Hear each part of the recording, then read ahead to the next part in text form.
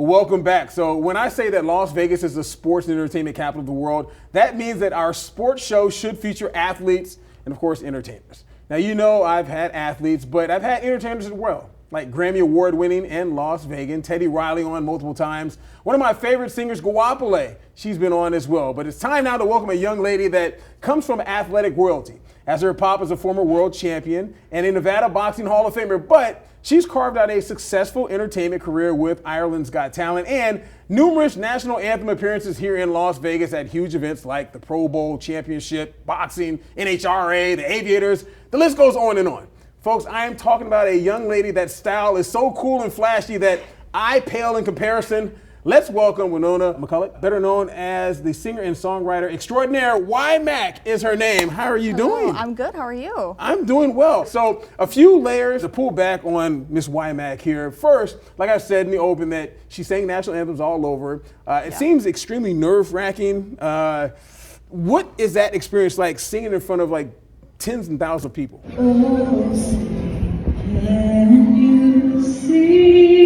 It's scary. I mean, everybody knows or should know the words to the national anthem. And that's my biggest fear, is forgetting the words. And most of the time my brain just like, after 3 lines, my brain just goes, whoo, and there's nothing there.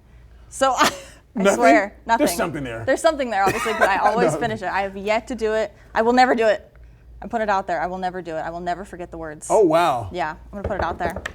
Yeah. Okay. But it's terrifying because I feel like everybody knows it. It's a tough song to sing, but I feel like at this point I've really perfected it, and I don't want to brag on myself, but I feel like I'm one of the best in the country. You should brag on yourself. I am trying to get the Super Bowl. Wow. At this point. Just the Super Bowl? Well, I've done the Pro Bowl skills. Yes. I did the NFL draft. Okay. And the Super Bowl is coming. Yeah. We're going to be the only city that gets all 3, so why not just let me do the Super Bowl too? From your mouth to God's ears, right? Amen. There we go. I like that. Okay. So I wonder about this. Your thoughts when you see like the type of fame that has come to folks like Golden Pipes, you know, Carnell. He's amazing. He is really amazing. But what do you think about when you see that people that have kind of gained like just a whole lot of fame from just singing the national anthem, even though that's not just what you do? You know, I always said I didn't want to be the person that was known to do the national anthem. And then God was like, actually, you're going to do it at almost every event I can get you to. Okay. So I think it's amazing that something like this can also push you towards a music career or other things. Absolutely. Carnell's amazing. I see him as one of my national anthem heroes. He has actually recommended me to a couple people here in Vegas. So thanks to him, I've actually had more opportunities. Yeah, he's awesome. That's dope. How about this? Do you remember the very first time you sang a national anthem in front of a crowd? I think it was for a California Boxing Hall of Fame. Really? Or just what it was like that very first time? Oh my gosh, it was awful. It was awful. I was bad. I was so nervous. Yeah. I was so nervous, and I didn't know my note. I have a pitch pipe now. Okay. That I bring with me. I call it my kazoo, and I just like have it everywhere with me. What do you do with that thing? It gives me my note. Oh, say, can you see? And I'm always prepared. I'm always ready. You are always ready. You stay ready, so you have to get ready, right? Exactly. Man, I wasn't expecting that. That was pretty dope. That was pretty dope. So, let's see. Do you remember, like, obviously your nerves when you first did that first national anthem was kind of like through the roof or whatever. I tell people this all the time. It's like the first time I was on TV live. Like I thought I was going to pass out or whatever. Yeah. But I mean, you got through it. How about, what kind of reaction did you get from like your family the very first time? Oh, they were so proud of me. Yeah. Obviously, they're always so proud of everything that I do. Of course. But of course. I'm my biggest critic. You're your biggest critic? Of course. I get it. Like you're not like the type of person that likes to look and see yourself on TV all the time. No, but I force myself to, so that I can get better. I gotcha. Yeah. I gotcha. Okay, now I wonder about this. You killed your performances, obviously, when you were on Ireland's Got Talent. Yes. That to me was just absolutely ridiculous. Obviously, it's a crazy. play on America's Got Talent. Yes, it is. But you went over to Ireland, you killed your performances over there. What was it like actually being on that type of stage? It was scary. It was really scary. I mean, I've sang in stadiums. I sang in Belfast, Northern Ireland at the Odyssey Arena, which is now the O2 Arena. And O2? Wow. That's not right. Yeah. Well, the O2 is the one that's in England. That's in London. Anyway, it was called the Odyssey. Okay. At the time, and that was 10,000 people, 4 nights sold out, and I opened for Westlife, which is a huge band back there. Okay, yes. okay. So that was huge for me, but getting to actually do Ireland's Got Talent, which was my own thing and fully for myself, was scary. Yeah. I feel like everything that I talk about is scary, but it is. But I loved it. There were some judges on there who I was a fan of anyway, Michelle Visage. Oh. And so I was living the dream, honestly. But it was terrifying, especially to come all the way from America to Ireland. Yeah. It's big weight on your shoulders. But you did well. I mean, you're looking at some of the video behind us. Yeah. I see the hairstyles and everything else. I talked about the fact that your style makes me look like I'm wearing like a bland suit. What kind of gave you the inspiration to do that sort of thing with the different hair colors and the shaves and all that kind of stuff? Well, I'm a hairstylist as well. Yes. So I've been every color. And also for the outfit, I knew that I had to be representing Las Vegas. So I had to go all out. I had to go as far out as I possibly could. Okay. Yeah. Okay. All right. I like that. As far out as you possibly could. Now, as far as like you're also a songwriter. Yes. You sing as well. How do you get some of your inspiration for songwriting? Like you just kind of sit and think like, I'm gonna write a song, or that sort of deal. A lot of times it comes to me. I do pull from personal experience, obviously, relationships or friendships or whatever, but it usually just kind of pops up in my head. Most of the time, it's right as I'm gonna fall asleep. Oh, really? Yeah. So I have to be like, hey, where's my phone? Are you that type? You write it, like put it in your phone and maybe like say it into a microphone or something like that? I prefer writing it on paper. I don't know what it is. I prefer. So I have a notebook beside me on my bed, but usually it's just my phone. I'll just grab whatever's like closest to me to write it down. I got you. Yeah. I got you. But I pull from personal experience. I've been called the Costco version of Taylor Swift by my ex. So I mean, Costco I'll version. take it. Who doesn't want to be? Who doesn't want to be compared to Taylor awesome. Swift? I agree. And Taylor Swift, I mean, obviously she's killing it right now. Yeah. Yeah. Do you call her Tay Tay? No. Okay. I just call her Taylor Swift. Well, my not that neighbor always close. says Tay Tay, so I thought that was a Taylor Swift thing, like a fan thing or something. No? I don't think so. That's just a them thing, and that's okay. Okay. Well, Beyonce has like the B's or Bays or something. She I does. don't know. Yeah. Yeah. We're Swifties. Okay, see, I knew there was some kind of term for. Yes. Okay, good. Did you, by any chance, this has nothing to do with the interview, but I wonder about this. Did you, by chance, go to the Beyonce concert when she was out here? No, I was at the Duran Duran concert at T-Mobile. Yes, I know. Look at you. You're like 5 years old. What are you doing going to Duran Duran? I love Duran Duran. Do you? Nile Rodgers was opening for them. Nile Rodgers, oh my gosh, incredible. Really? Incredible performance by him. Duran Duran? Yes. Wow, okay. I remember being inside of T-Mobile Arena and seeing the promotion for Duran Duran. I'm thinking like, nobody in this arena even knows who Duran Duran is. I feel like I was just raised right. I was raised on the right music. I like that. Excuse me, I like that. Okay, so I have something in the prompter talking about one of the songs that you have made, and it's called Waka. Okay, so I have something in the prompter talking about one of the songs that you have made, and it's called Waka. I still learn with bridges burned, and the only thing wasted was you, so I'ma walk away.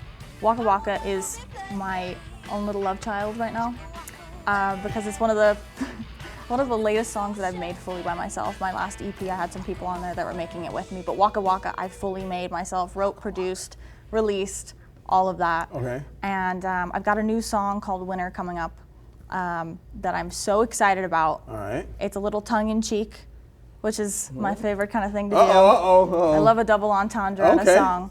I got a text from my ex after we broke up, after I was living my happy life, that said I won.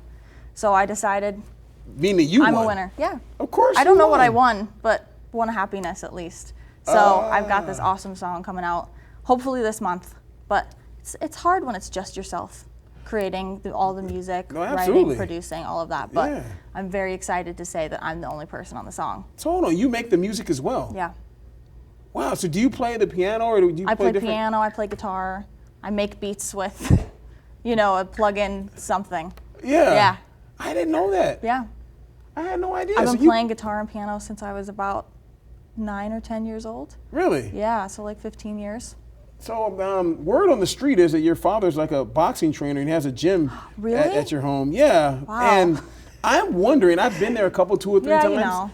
I'm wondering, why have I never heard you playing like a guitar or something like that? Do you have like a specific time that you practice or do that I kind have of my stuff? studio upstairs. I have it soundproofed and everything. Ah. Yeah, so I stay away. I get so nervous with people hearing me, even though this is what I do, right? Like, I'm a singer, but I'm like, don't listen to me, but please listen to me. Oh, I love that. Yeah. I love that. Maybe next time you're up, I'll bring my guitar out. Yes, I want to hear. Yeah. Yeah, I got to see you do the dang thing. Now, it's kind of odd the fact that, I mean, we've been talking for a little bit. We're kind of just now getting to your pop. Right. Wayne McCulloch is your father. He's the He is. Pocket Rocket, Ireland's first world champion, Nevada Boxing Hall of Famer, Mm-hmm. silver medalist, 92 Olympics. I mean, kind of list goes on. He's super accomplished, obviously. He is. How do you think that having like a super famous father and kind of seeing like how he's dealt with his fame and everything else, how does that kind of helped you, you know, in your, I don't know, your line of work Yeah. being an entertainer? I think it was really good to see how he's handled it. Seeing him work hard through everything that he's done and always stay humble. Like we were talking about that before this. That Yes. You wouldn't know that he was a world champion. You wouldn't know that he went to the Olympics and won a silver medal. You wouldn't know any of that. No, he's like the you most wouldn't know humble dude ever. anything about me. I didn't know anything about you until I started digging. I'm like, man. You gotta dig, because I'm not gonna tell you. But it's good to see him as an example for myself. If I ever do get to have any sort of fame, if I'm ever blessed with that, I know how to handle it, at least. And thankfully, with him, I have had some doors open for me. But if I didn't have the talent, Yeah. I wouldn't Of get course. the Of opportunity, you course know what I not. mean? Of course not. But I'm very thankful to be born into the family that I'm born into, and awesome role model for me. Of course. I mean, as you know, pictures are popping up of like Yeah. like your mom and dad, and there's a picture of your pop with you on his at some of his world championship fights and Mm-hmm. Yeah. everything else. Do you remember any of him fighting at all? I do. I You mean, do? it was a while ago. Don't say this, but he's retired now. I know. Don't say the word. He's so old. He's so old. 2 years older than me. He's so old. He's so old. He's decrepit. Yeah. It's been a while since he's fought, but I do remember being there when he's training, and the fight night is always really nerve-wracking, and I can imagine. but you know, that's what he loves. Yeah. That's what he loves to do, is get in and get hit in the face for a living. So you just have to roll with it. You know what I mean? That's funny that you say that, because anytime I tell someone that like your father trained me to do like amateur boxing, and I did some amateur boxing and everything else, people look at me crazy. Like, one, like you're on What? TV, like you want to get punched in the face? Yes. I guess we're kind of a different breed. You are. We You are. And that's good. That's a good thing. Yes, yes. He told me though that he trained you a little bit when you were young. He said Yeah. you had like the goods. I am. I'm really good. I just choose not to use it. Okay. You don't want me to. No, I do not. I do not. You have a particular set of skills. I don't want I to have do. Yeah. Very well trained. Yes. So I need you to tell these people what is next for YMAC. As far as like you're on social media. I am. And I think you have over 250 like followers on Instagram. Yeah. So you're like a monster on social. Thank you. And your shorts are very funny. Thank you. I see this all the time, but yeah, they're very, very good. So yeah, what's next? What can people look for you to do, and where can they find you? I am at the YMAC everywhere that is social media. Every single site at the YMAC. I'm working on new music. I'm gonna be at the Super Bowl. I'm just putting it out there. Whether I'm performing or a national anthem, God Bless America, I probably won't get the halftime show, but I'd love to be involved if you want me to be. There we So go. that's my plan next, is to be at the Super Bowl. So just watch out Okay. next February when it's Okay. here. I like that. I like that. And really quickly, I shouldn't ask you to do this, but I will anyway, because you just showed me that you can do anything on the spot anyway. Your new song, Yes. maybe like the hook or like can I get a tiny taste? Okay. You'll get the chorus because I like the chorus. Okay, there we go. Okay. I'm a winner, chicken dinner. Hear the bell round 12, put my trophy on the shelf. Them losers, focus on winners, baby. Hey, hey, hey, yeah. Ooh, I'm a winner. Chicken dinner. Yeah. It's catchy. It's really catchy. I do like it. I do like it. YMAC. Thank you very much for coming in. Thank you for having me. Ah, my girl.